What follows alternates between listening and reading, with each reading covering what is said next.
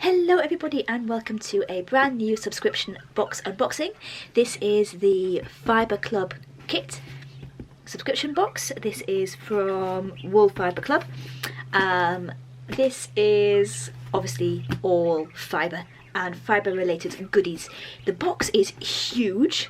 I can barely fit it in screen, but this is all continuing on my spinning series. This is how I'm going to be doing my spinning series from now on. I'll be getting a subscription box full of gorgeous fibre. I will be blending it up and I will be spinning it. So this is the unboxing of this month's Fibre Club. It's so big that I'm going to have to unbox it off screen and just put the fibre on the table, I think. But let's just try opening it and see what we have inside. I have my scissors. It doesn't lie flat, it's a bit wobbly, so I have to be careful here. I've got my scissors and let's see what we have. I've been really excited about this one. It's different to any other subscription box that I've ever done, so I've been really excited about this. So excited that I haven't even changed out my work uniform before unboxing it. Okay, so inside we have, so this is actually just the outer packaging. So that's kind of cool. It's come double wrapped. So I took the outer wrap off because it had my name and address on, and I thought this was just the craft box, the kit box, but no, this is the kit box. Inside here, that's just an empty box. So let's get rid of that. And here we go. So this is the monthly Fibre Club subscription box from World of Wool. And it looks like it opens here and there's more sellotape.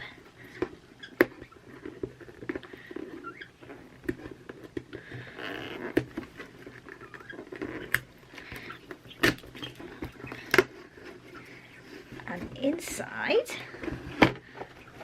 wow, okay, what do we have? Well, wrapped in this blue organza, we have this. Now, I do remember reading on the website that it isn't all just fibre. They always have some sort of fibre related goodies. I believe last month it was actually a hand soap. This is a Heritage Bay tea towel with flamingos on it. That is awesome. And you know what? Actually goes really nicely in my new study. I might have that draped over the sink that I've got. That's really lovely. I like that. So we've got a tea towel. We've also got a nail file, which is useful because I keep catching my nails, especially on my hackle. So that is lovely, and again, it's a nice bit of fun. And then we've got some really, let's just tip this up so you can see, some gorgeous fibre in here. So it looks like we've got some Rolags and some blended. So let's pull this out. This, wow, there's lots of this. How gorgeous is that?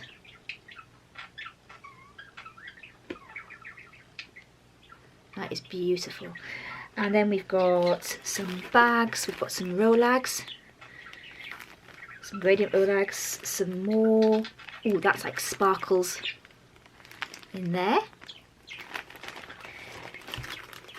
We've got some white that looks like maybe merino. Ooh, that's super soft and silky. Actually, that could be silk. And some same, but in pink. We also have some tropical summer erasers. They're kind of cool. And last but by no means least, we have our little pamphlet, which tells us everything about what we have. So we have, let's see. So right, so you randomly receive 3 of the following gifts in your pack. So I got a tea towel, nail file and erasers, but I could have also gotten a lunch bag. Cool. So we've got some Corriedale, which I think this is. We've got some pink bamboo, so that was the bamboo. Banana top. it's banana fibre top, that's cool. Rainbow Triable or Trillable nylon. So it's super shiny nylon. That's cool. That will look really nice blended in with stuff. And then we've got Space Dyed Venus, which is this, which creates a gradient of yarn when spinning. Ooh, that's cool. So what I also like about all of these is that they've actually included what they're suitable for inside on the actual thing. So, for example, the Space Dyed Venus is suitable for needle felting, wet felting, spinning, and more.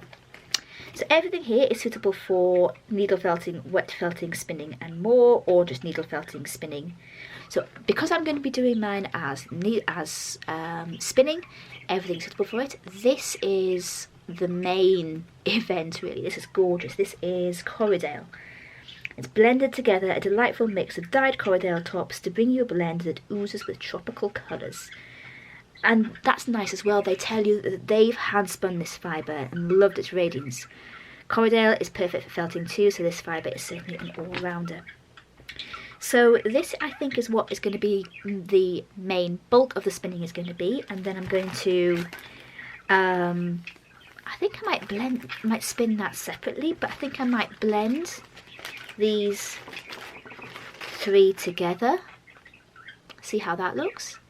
But I'm going to have a play, I'm going to have a think.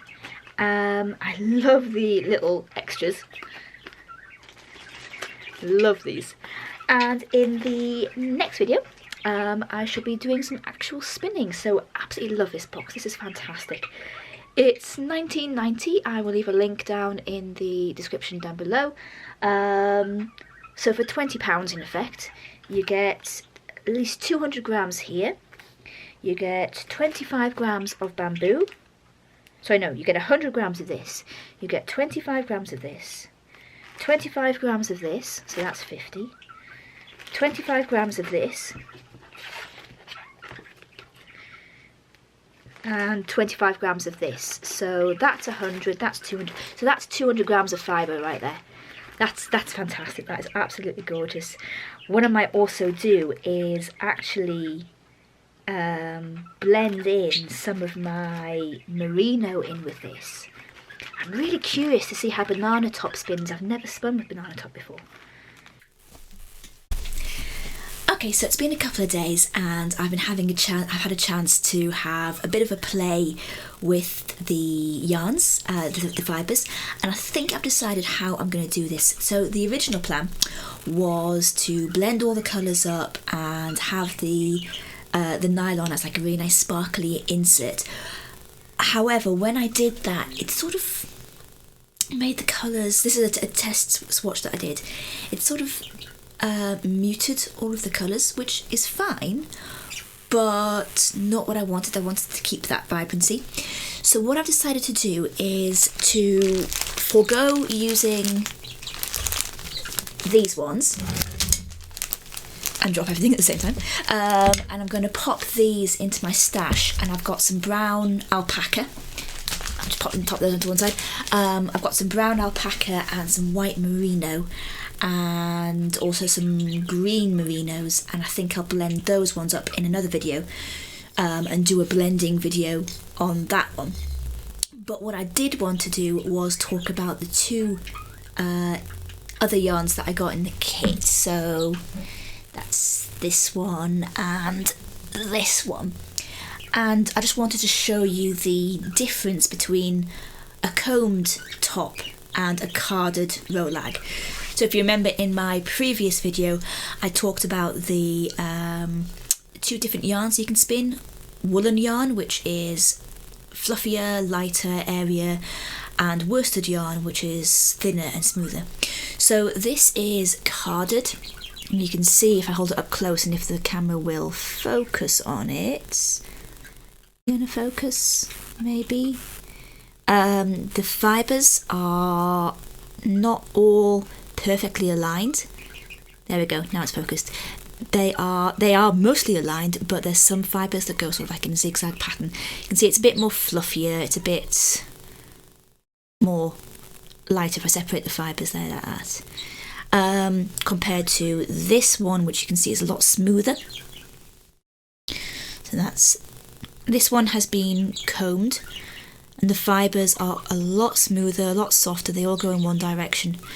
So this will be perfect for spinning worsted, and this is perfect for spinning woolen. You can probably see as well it doesn't draft quite as easily as this one. That drafts to a lot finer, a lot smoother, thinner dimensions than this one, which, like I say, you can draft it finely, but it's not quite as easy. So we're going to spin this one today. Well, I'm going to start spinning this one today, and I'm going to show you how I spin on the drop spindle full length, which is why I'm filming this way round rather than the video that on my previous spinning where I was just showing you the technique. So do look back on that video if you haven't already seen it, and if you haven't done spinning before, just to refresh yourself on the technique. I'm going to use this, and I'm going to use my favourite drop spindle, which is this one, which has the hook on the end, which makes life much easier, especially for plying, which I will talk about probably in a later video. And to make it easier on myself, I don't work on the whole thing. To make it easier on myself, I'm going to take a couple of colour repeats. So let's see, we've got blue, red, yellow, blue, red, quite a bit of red there, so I'll probably break it there. And I'm just going to tackle my first bit of spinning with this bit. So the first thing I'm going to do, I'm going to move back a bit. If I get a bit quiet, it's because I'm moving back so you can see the whole thing. I'm just going to shut my door behind me as well, because I don't want anybody walking in. Okay, so the first thing I'm going to do is just draft out a bit of the yarn, fibre, just so I've got a nice thin amount. And then I'm just going to hook that, put the hook over it, or through it in this case. Oh, if you can see there. So I've got the yarn there, just hook that over there, pinch it, and give it a spin. Doesn't matter which way you spin it, as long as you spin it in the same direction. Now, what I like to do, and unfortunately you can't see this because top half of the body and my knees are down here, is this bit of the spindle here, I put that between my knees. For now I'm just going to tuck it in my arm, so it's the same thing, but I usually put it in between my knees because I find that easier. Then I keep pinching there.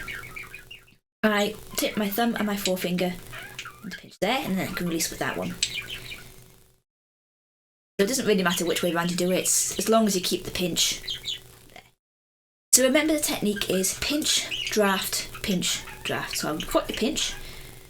You draft out a bit, so just pull.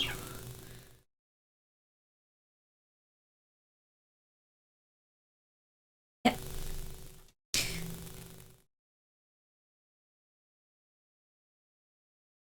Pinch, release. The first bit's always a bit more, it's a bit tricky. Okay, so I've stopped that. I'm going to park it. So in this case, I'm putting it between my arm. Actually, I'm going to put it in that one. It's probably easier. Okay. Pinch, draft, which is pulling out a bit. Pinch, release, spin. Simple as that, really. It's really quite easy.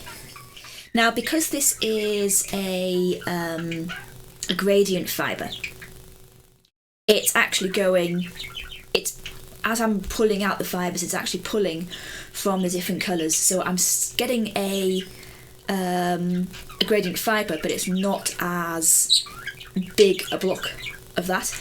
It's really hard to explain. Let me see if I can bring it up close so I can show you. So if it'll focus on the thread, of course, without it coming off the spindle. So I've got, okay, it's really hard to see, but I've got blue there, I've got pink there, I've got yellow. I'll do a bit more, and then I'll probably be able to show you a bit easier. So remember to spin that, just let it go, let it keep spinning, draft out a bit, pinch and down. and I'm just keeping it spinning, keep drafting, keep pinching and that, going down every so often to make sure it's going in the right direction. And all I'm doing is I'm just taking hold of the end and just spinning it between my thumb and forefinger.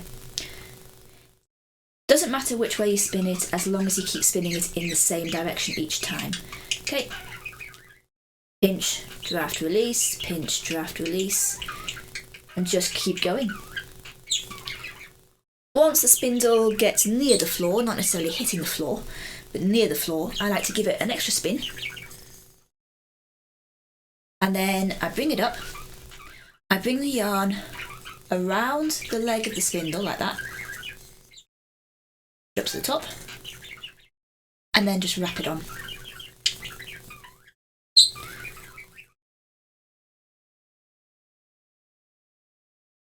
And here you can see what I mean by the colours. That's probably the easier way to show you than the actual thread. So you can see how the gradients is making it so there's not a huge block of red, a huge block of yellow, a huge block of blue. It's a really nice just rainbow thread. So once I've got to sort of about that long, I then just come back and hook it on back onto the hook, give it another spin, keep going. Now this is what's happened. So here, this sometimes happens with rovings, is it's starting to take from this side of the roving and not from this side. So my colours are starting to get a bit blended there. So what I'll do is I'll actually separate that bit. So I'm just working on that, and then I'll go back and spin the rest of that afterwards. So now I'm just working with this bit. I'll keep pinching, spinning, making sure it's going in the same direction.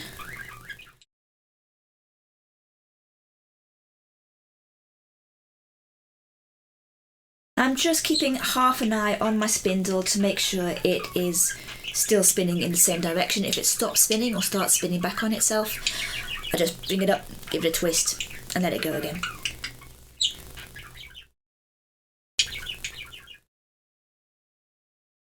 So I'm just going to go to the end of this one for this video, but what I think I'll do is I'll do videos continuing the spinning videos, but what I think I'll do is I'll just be showing you techniques. So I'll show you in the next video how I blend or how I ply, but it's quite awkward to show you the actual spinning videos. So I think what I'll do is I'll do spinning updates, because I'm going to be spinning a lot. I'll do spinning updates, but the actual spinning series will be more based around techniques. So obviously I've shown you the main spinning technique here. This is the same for whether you're spinning woolen, worsted, whatever.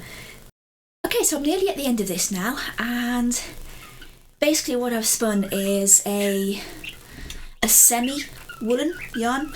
I've been spinning it in the worsted style, which tends to be the style that I spin all the time in, which is the pinch, draft, pinch, release. If you wanted to spin completely woolen, so like really, really lofty yarn, then you wouldn't do the second pinch. You would spin it, keep the pinch there, but then you'd release the pinch into the draft area as you're drafting. It's not a style that I like doing, because I like to have control over the yarn and feel like I'm able to get it to a really thin, fine ply. But if that's a style that you're going for, then there's loads of videos out there that show you how to do it. I'm not very good at it, like I say. I prefer to do it with the worsted style. I think it's easier to do a woolen on a spinning wheel for some reason. I could be totally wrong, but for me, I just prefer the worsted style, the pinch, drag, pinch and release. And I tend to prefer that sort of yarn to work with anyway. I like to have a yarn where I can see the colours and I can see any stitches that I'm doing. So I'm nearly at the end of this, and then I think that's going to be it for this video. I am absolutely in love with this kit. I did a kit review on my last kit, so let me just come to the end of this yarn. I'm nearly there. There.